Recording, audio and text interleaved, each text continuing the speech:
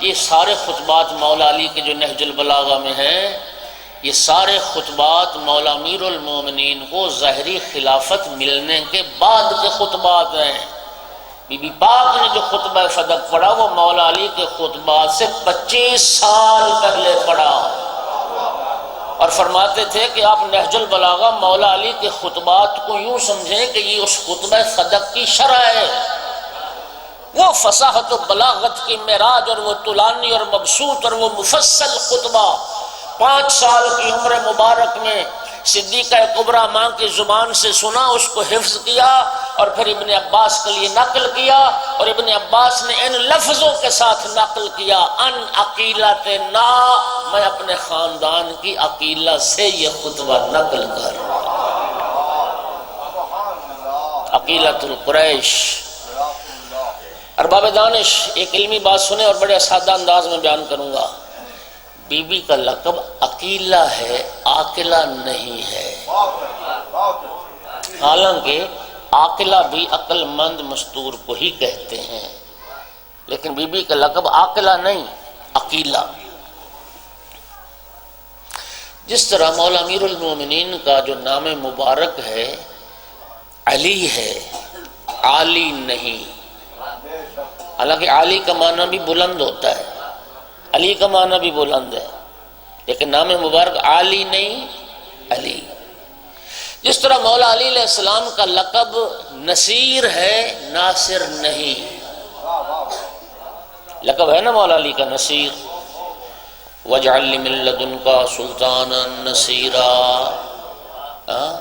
نبی کریم کی دعا ہے قرآن میں، اے اللہ مجھے اپنی بارگاہ سے نصیر عطا کر۔ بہت ساری دنیا ابھی تک اس چکر میں پڑی ہوئی ہے کہ یا علی مدد کہنا چاہیے یا نہیں کہنا چاہیے۔ نبی کریم کی سیرت دیکھ لو، قرآن کو پڑھ لو، اللہ تعالیٰ سے ڈائریکٹ رسول نے مددگار ہی مانگ لیا۔ تم ابھی اس چکر میں ہو کہ یا علی مدد کہنا چاہیے یا نہیں کہنا چاہیے، نبی کریم نے ڈائریکٹ مددگار ہی مانگ لیا، وَاجْعَلْ لِي مِن لَّدُنْكَ سُلْطَانًا نَصِيرًا۔ میری طرف دھیان ہے، کیونکہ مجھے ٹائم بتایا نہیں گیا۔ اب میں مرضی کروں یا مجھے بتا دیں، جس نے میں چھوڑنا ہے چھوڑ دیتا ہوں۔ جی اچھا چلو، میں زیادہ نہیں پڑھتا، میں نا گھنٹے سے زیادہ تو پڑھتا نہیں ہوں، اگر کم ہے تو میں کم پڑھ لوں گا، مسئلہ نہیں۔ آپ بھی چاہتے ہیں میں 2 جملے عرض کر دوں؟ ایک صلوات پڑھ دو محمد توجہ کیجیے، جی محبت ہے آپ، الحمدللہ۔ اور یہ مجھے بھی پتا ہے کہ جو میں نے پڑھنا وہ میں نے ہی پڑھنا ہے۔ نعرہ تکبیر، نعرہ رسالت، نعرہ حیدری، عظمت آل محمد بلند تر صلوات۔ نصیر، اللہ آپ سب کو سلامت رکھے۔ مولا امیر علیہ السلام کا لقب ناصر نہیں، نصیر۔ اچھا، اللہ تعالیٰ کے جو صفاتی نام ہیں، اللہ قادر نہیں، قدیر ہے۔ اللہ عالم نہیں، علیم ہے۔ بِكُلِّ شَيْءٍ عَلِيمٌ وَعَلَىٰ كُلِّ شَيْءٍ قَدِيرٌ۔ اچھا، فرق کیا ہے؟ قادر، عالم، ناصر، یہ فاعل کے وزن پر اس میں فاعل کہلاتا ہے عربی گرامر کی روح سے۔ نصیر، قدیر، علیم، یہ فعیل کے وزن پر صفت مشبہ کہلاتا ہے۔ اس میں فاعل حدوث پر دلالت کرتا ہے، صفت مشبہ ثبوت پر دلالت کرتی ہے۔ یہ علم صرف کی بات ہے، اس میں ظاہر ہے آپ شاید اتنی دلچسپی نہیں ہے، لیکن جب میں معنی سمجھاؤں گا نا تو بچہ بھی سمجھے گا کہ قادر اور قدیر میں، اس میں فاعل اور صفت مشبہ میں فرق کیا ہوتا ہے۔ مجھے بتائیے، بچہ جب پیدا ہوا قادر تھا؟ نہیں قادر تھا، حرکت بھی نہیں کر سکتا تھا۔ پھر آہستہ آہستہ اس کی تربیت ہوتی گئی، پھر جوانی میں آ کے قدرت آ گئی، پھر بڑے بڑے کام کر لیتا تھا۔ پھر جب بڑھاپے میں پہنچا تو پھر عصا کے بغیر بیچارہ چل بھی نہیں سکتا۔ پھر قدرت ختم ہو گئی، پھر طاقت ختم ہو گئی، پھر عاجزی آ گئی، پھر کمزوری آ گئی۔ بچہ جب پیدا ہوا عالم تھا نہیں، پھر علم حاصل کیا، پھر ایک سٹیج آئی کہ وہ عالم بن گیا، اور پھر جب بڑھاپے میں پہنچا نا، نسیان ایسا طاری ہوا، وہ علم پھر چھٹی کر گیا، اسے کوئی بات یاد ہی نہیں رہتی۔ عالم اسے کہتے ہیں کبھی علم ہو کبھی علم نہ ہو، علیم اسے کہتے ہیں جو ازل سے ابد تک صاحب علم ہو۔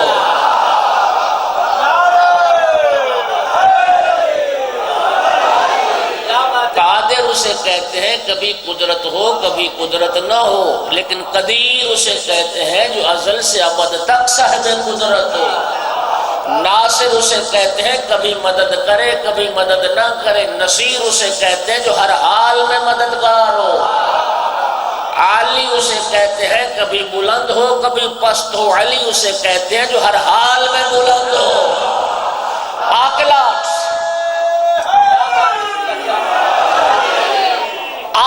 اسے کہتے ہیں کبھی عقل ہو کبھی عقل نہ ہو، لیکن عقیلہ اس بی بی کو کہا جائے گا کہ کربلا میں مصائب کی انتہا پر بھی وقت کا امام جس بی بی سے مشورہ طلب کرے۔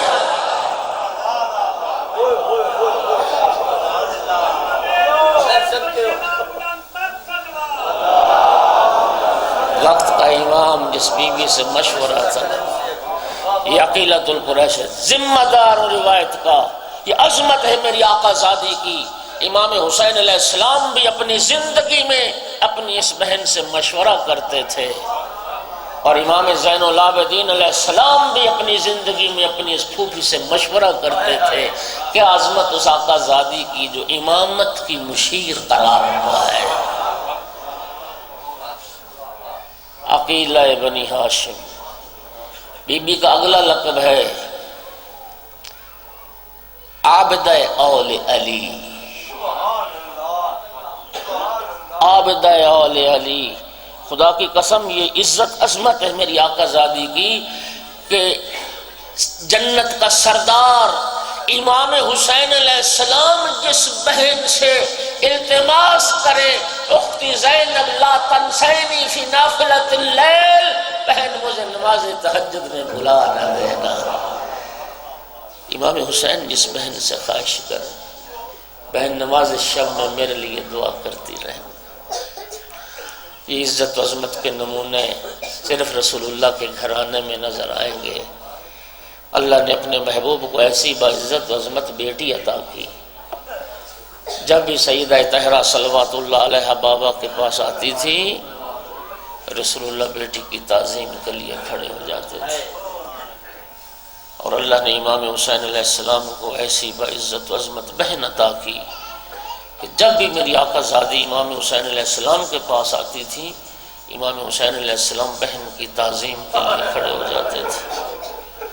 روایت کا لفظ ہے مولا حسین علیہ السلام تلاوت قرآن پاک میں مصروف تھے، میری آقا زادی تشریف لائیں، مولا حسین علیہ السلام قرآن پاک ہاتھوں پر لے کر بہن کی تعظیم کے لیے کھڑے ہوں گے۔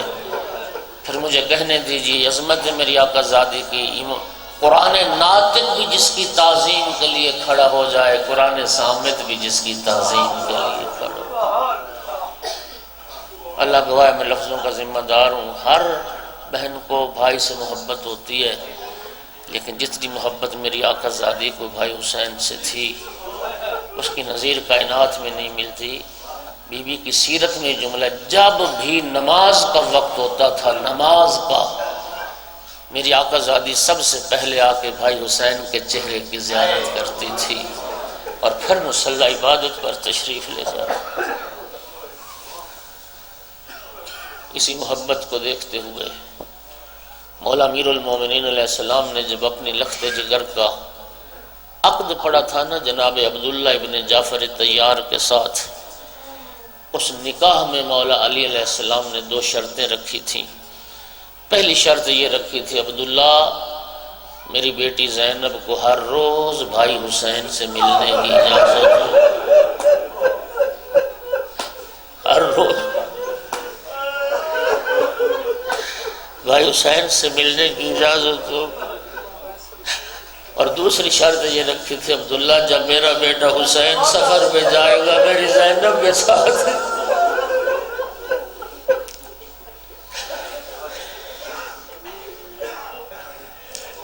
اجرکم علی اللہ۔ اسی رجب کی 28 تاریخ تھی جب فرزند زہرا نے سفر شروع کیا۔ 28 رجب کو بہن بھائی نے اکٹھا سفر شروع کیا اللہ کے دین کو بچانے کے لیے، اللہ کے دین کی حفاظت کے لیے۔ وہ سفر جو بہن بھائی کا 28 رجب کو شروع ہوا، عصر عاشور کربلا میں پہنچ کر بھائی کا سفر ختم ہو گیا، لیکن علی کی بیٹی کا سفر جاری۔ عزادارو دل چڑھا 11 محرم کا، عمر بن سعد ملعون کچھ رسیاں لے کے آیا، کہتا تھا حسین کے اہل بیت تم ہمارے قیدی ہو، تمہارے ہاتھوں میں رسم پہنائے جائیں گے۔ میری آقا زادی نے فرمایا سمت اللہ وجہ کا ابن سعد، ابن سعد اللہ تیرے چہرے کو سیاہ کرے، اِنَّ وَدَائِعُ رسول اللہ، ہم تو رسول کی امانت ہیں، ہم تو پیغمبر کی امانت ہیں، خبردار ہمارے قریب نہ آنا، ہم خود بن جائیں گے قیدی۔ خدا جانے کیسے ذریت رسول کے ہاتھوں میں رسم پہنائے گئے، کیسے بیویوں بچوں کو قیدی بنایا گیا۔ عزاداروں جب قیدی بنا لیا گیا نا تو اب نبی زادیوں کی سواری کے لیے بے پالان اونٹ لائے گئے۔ عزاداروں میرے لیے جملہ پڑھ لینا آسان ہے، آپ کے لیے سن لینا آسان ہے، اس لیے کہ نہ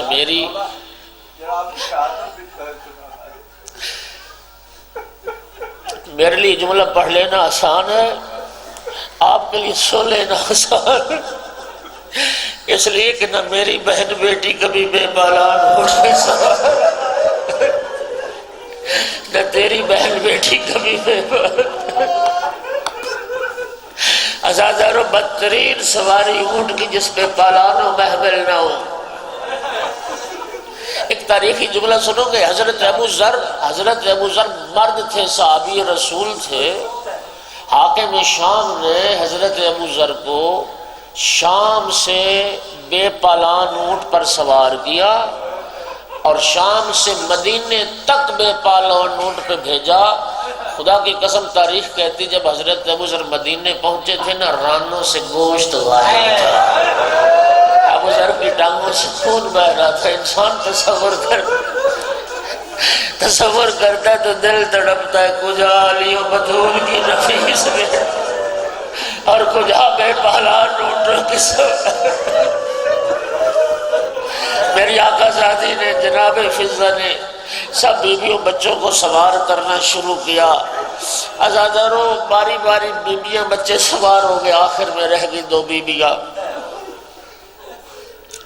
جناب فضہ عرض کرتی آقا زادی آئیے میں آپ کو سوار کراتی ہوں۔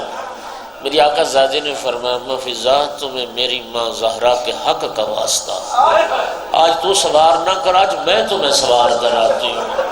عزادر ہوگی جناب فضہ بھی سوار، کربل کے بن میں تنہا رہ گئی علی کی بیٹی، ناظرت یمیناً و شمالاً، کبھی دائیں دیکھتی تھی کبھی کوئی سوار کرانے والا جب نظر نہیں آیا، ایک مرتبہ فرات کر رخ کیا اور ایک جملہ فرمایا عباس اٹھ زینب کو سوار کر، مدینے سے کربلا تک تو مجھے سوار کراتا رہا، آج کوئی مجھے سوار کرانے والا نہیں۔ یہ جملے سنے تیرے بیمار امام نے، سید الساجدین آگے بڑے، عرض کی بھوبی اماں کون رہ گیا سوار کرانے والا؟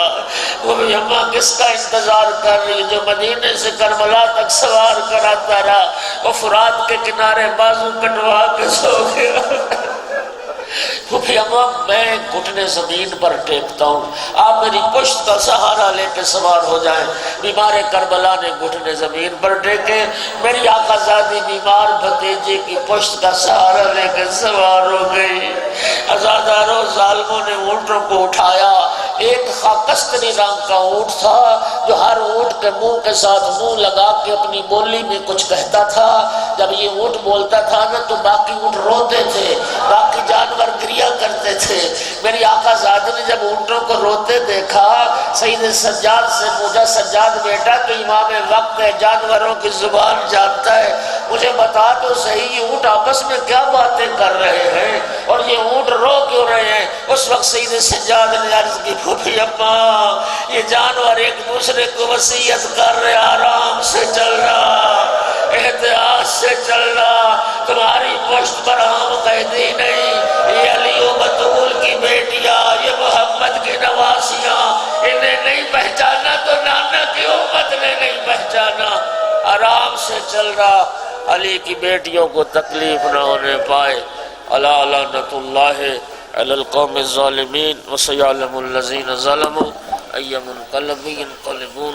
ربنا تقبل منا انک انت السمیع